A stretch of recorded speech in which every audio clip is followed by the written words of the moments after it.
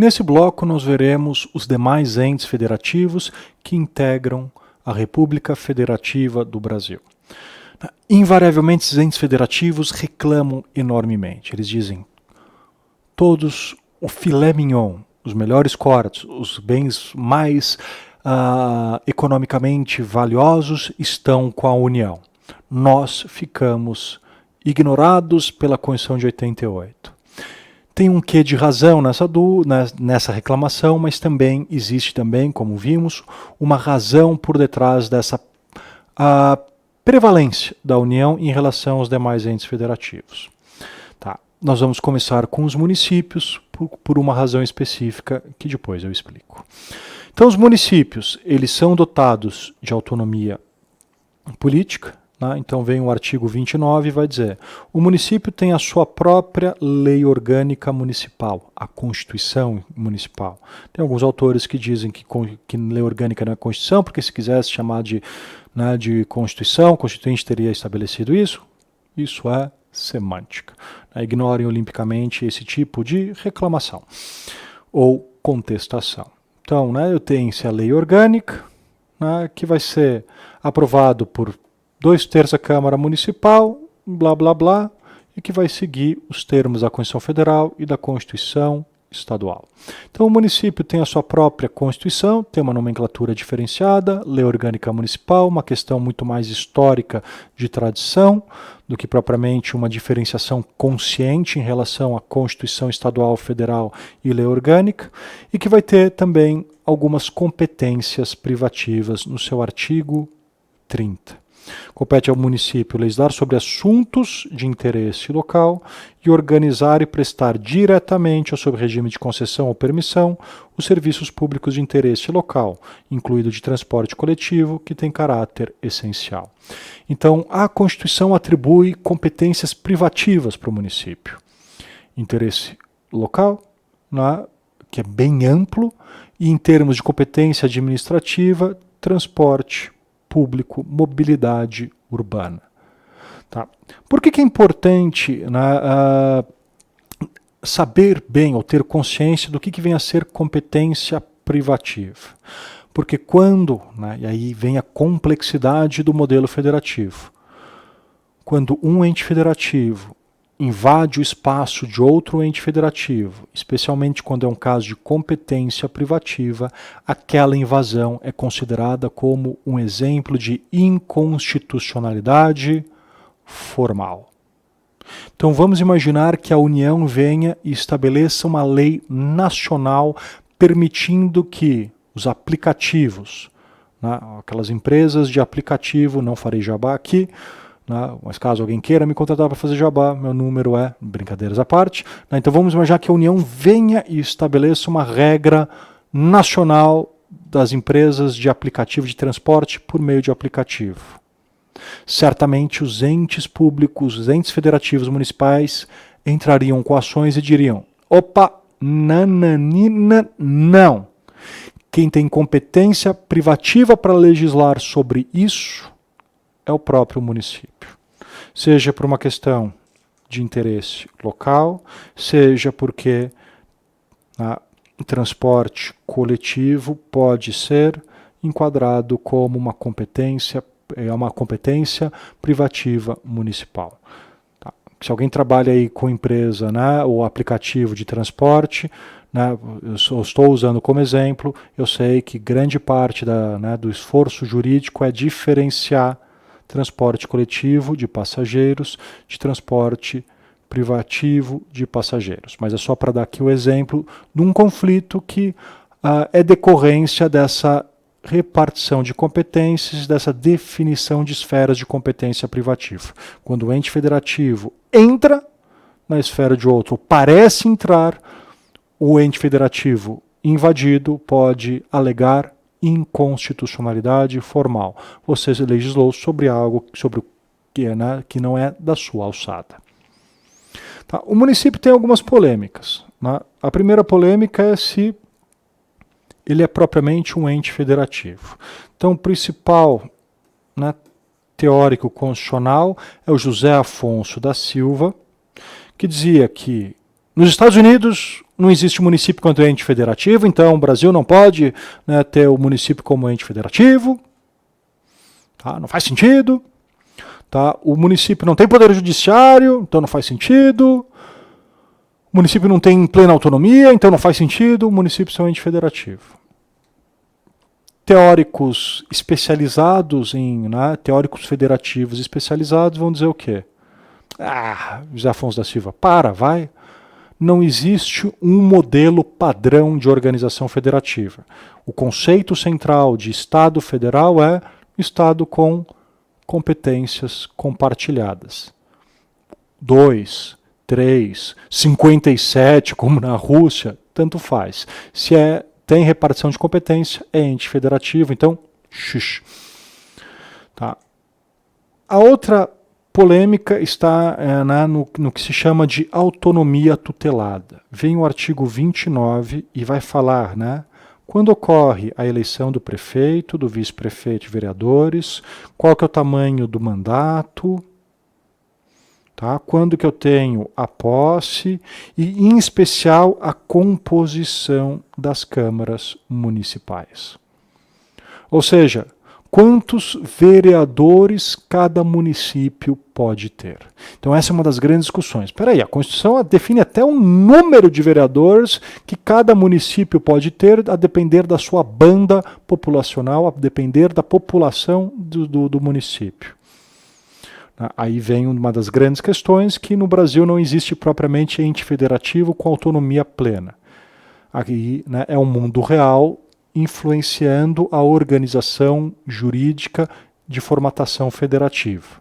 O grande problema disso é que, infelizmente, no Brasil, não se há muito controle social, não há muita consciência, e existia municípios que não eram autossustentáveis, mas tinham estruturas políticas exacerbadas. 20, 30, 40 vereadores em municípios de tamanho reduzido. Então, quando vem um governo de maior austeridade na década de 90, ele vem falar: precisamos acabar com esse caos, precisamos organizar minimamente o número de vereadores, despesas, vem na lógica da lei de responsabilidade fiscal, que é um dos temas centrais de algo ou de uma disciplina correlata ao Estado federal, que é o federalismo fiscal. Tá. Como é que funciona a questão da criação de municípios?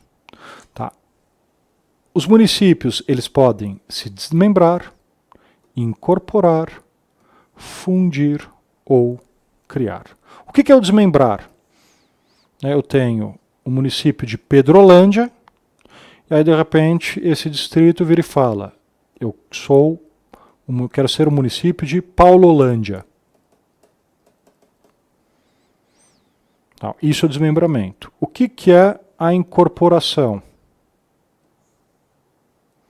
Eu vou me incorporar ao município X. Eu sou o município de Paulolândia, eu quero fazer parte de Pedrolândia. Me incorporei. Ou eu vou fundir. Eu sou o município de Pedrolândia, tenho o município de Paulolândia, nós vamos criar o município de Juntolândia. Ou eu simplesmente vou criar um município novo, por exemplo, um território, ou não vai ser nenhum caso de desmembramento ou não, eu vou lá, expando, invado um país ao lado e crio um município. Tá, então, esse é o processo de alteração do número de municípios, seja para mais, seja para menos. Tá, antes da emenda constitucional 15 de 1996, eu tinha a criação por uma lei estadual, conforme procedimentos previstos numa lei complementar estadual, com consulta prévia a um plebiscito. Vem a emenda constitucional 15 e vira e fala: opa! Eu preciso ter uma lei complementar federal, dentro de um período determinado para alteração ou da composição de municípios. Eu preciso fazer uma consulta prévia a um plebiscito, e aí depois só que eu vou ter uma lei estadual, acompanhada por estudos de viabilidade. Então foi uma das emendas constitucionais de reforma fiscal, ou seja, em cerca de 6 anos, o número de municípios criados saiu de 4.800 e foi para 5.300 e bolinha. Então, nós tivemos basicamente 15% a mais de municípios em poucos anos. Municípios, em grande parte, insustentáveis. Aí, então, veio, basicamente, é o artigo 18, que vai lá estabelecer que, se na redação original eu tinha uma única exigência técnica, que era técnico-político de consulta prévia mediante plebiscito, na emenda constitucional número 15, o que eu vou ter? Eu tenho que ter um estudo de viabilidade municipal. Tá? Então, nesse contexto de crise fiscal e os municípios sendo criados de forma totalmente aleatória, então faziam assim, falavam, aqui é um bom lugar para o município, vem a emenda constitucional e fala, precisa ter também estudo de viabilidade, não pode ser assim. O que aconteceu? Nunca veio essa lei complementar federal, então com o objetivo de exatamente frear a criação de novos municípios. Tá. Gerou um outro problema muito interessante, que municípios foram criados, tem o famoso caso do município de Luiz Eduardo Magalhães, filho de um político muito relevante numa região nordeste, o Antônio Carlos Magalhães. O filho dele morreu, ele prestou uma série de homenagens ao filho, seja nome de aeroporto, seja nome de rodovia, nome de praça e nome de município. Foi posterior à emenda constitucional 15 de 96, e aí ele criou o município de Luiz Eduardo Magalhães, que foi contestado, e aí o STF teve uma decisão muito curiosa, numa DIN por omissão, mas não é tema dessa aula. Tá.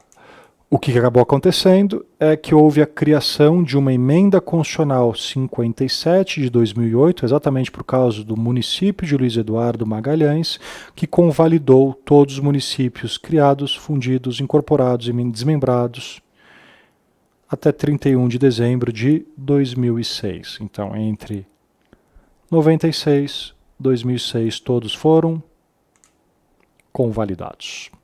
Ok?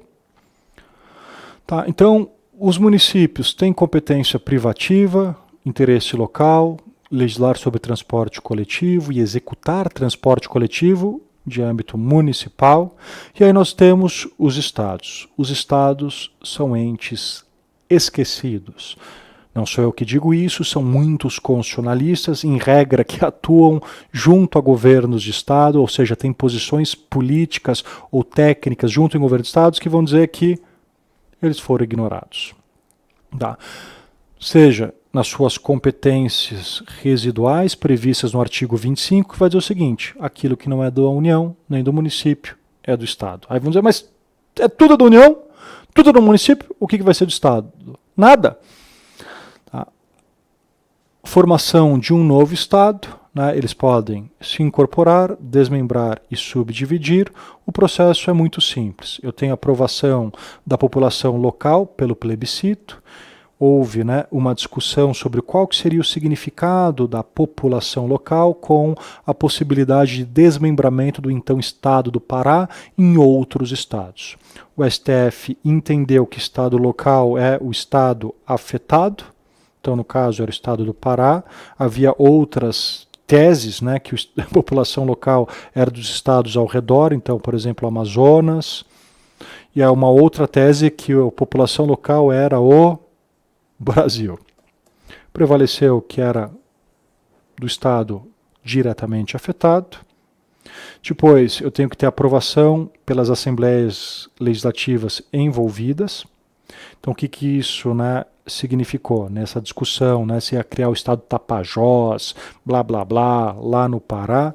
O que acabou acontecendo? Houve uma discussão se, uma vez aprovada pela população local, se a Assembleia Legislativa poderia dizer não. O STF disse que sim, era possível. Então a aprovação não é peremptória, passa ainda pela aprovação das assembleias legislativas. E depois, a aprovação pelo Congresso Nacional, que teria que autorizar por meio de uma lei complementar. E aqui, mais uma vez, o STF disse: ainda que eu tenha aprovação pela população local, ainda que eu tenha aprovação pela Assembleia Legislativa, se o Congresso Nacional disser não, não há alteração da estrutura de Estado, seja a criação de um novo Estado, seja a absorção de um Estado, né, por outro, seja a extinção de um Estado.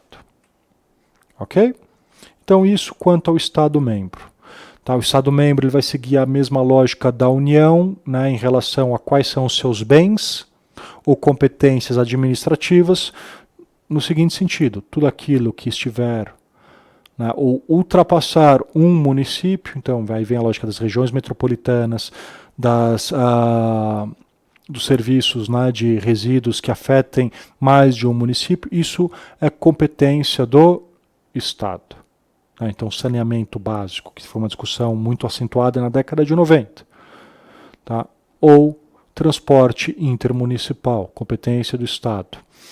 Tá? O que é o Distrito Federal? O Distrito Federal é o nosso ornitorrinco. Ele detém autonomia política, então ele vai ter a sua própria lei orgânica, que nem o município, muito embora seja vedada a sua divisão em município. Mas ele é um ornitorrinco por quê? Porque o artigo 32 vai lá dizer que o Distrito Federal tem as competências legislativas dos estados e dos municípios. Então ele ao mesmo tempo é Estado-membro e município. Então ele é mais do que Estado-membro e mais do que município. Só que ao mesmo tempo ele é menos do que Estado-membro e menos do que o município. Por quê? Porque ele efetivamente goza de autonomia tutelada. Em que sentido? Ele tem um mentor, um coach. É a União. É a União que vai pagar parte de suas contas, é a União que vai organizar parte de seus serviços. Então, no artigo 21, por exemplo, 13 e 14, o que a Constituição vai dizer? Compete à União organizar e manter o Poder Judiciário, o Ministério Público do Distrito Federal e dos Territórios e a Defensoria Pública dos Territórios. Organizar e manter a Polícia Civil, Militar, Corpo de Bombeiros Militares, bem como prestar assistência financeira ao Distrito Federal para a execução de serviços públicos por meio de fundo próprio. Por que isso? Porque, primeiro, o Distrito Federal existe para ser a capital do país. Sendo a capital do país, não faz sentido que a capital do país, ou seja, onde estão os principais órgãos políticos da nação, tenha uma força militar autônoma. Poderia aí ter o quê? Um golpe. Esse estado, né, ou a unidade onde a capital esteja, ir lá e se apropriar. Esse é um problema que surge nos Estados Unidos porque o District of Columbia vai ficar no estado de Virgínia. É um estado muito forte que vai gerar até mesmo conflito com os demais estados, como de Nova York. E aí, né, para evitar que o estado da Virgínia se apropriasse ainda mais do governo, tá, se criou essa lógica do distrito, da capital do país ser um ente autônomo. E se criou essa lógica de que as forças militares serem o quê? Organizadas e mantidas pela União. Se é organizada e mantida pela União, é, ao menos em tese, mais natural que a minha fidelidade seja à União e não ao Distrito Federal. Então tem esse aspecto de gestão e tem um outro aspecto, que é o aspecto de custo mesmo. Poderes ou dinâmica de funcionamento que é mais onerosa, né, a União faz frente porque também não é o interesse da União que o Distrito Federal seja muito grande, né, enfim. Ele surge, se for grande, rico, ótimo, mas ele surge para hospedar a República Federativa. É diferente dos demais entes federativos que terão lógicas e razões de sobrevivência distintas. O Distrito Federal é basicamente um hospedeiro, né, da República Federativa.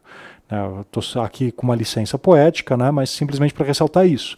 Por isso que o Distrito Federal, ao mesmo tempo, é mais do que o Estado-membro e o município, porque ele tem as competências de ambos, mas menos do que ambos, porque alguns pontos do Distrito Federal serão organizados, custeados, financiados pela própria União.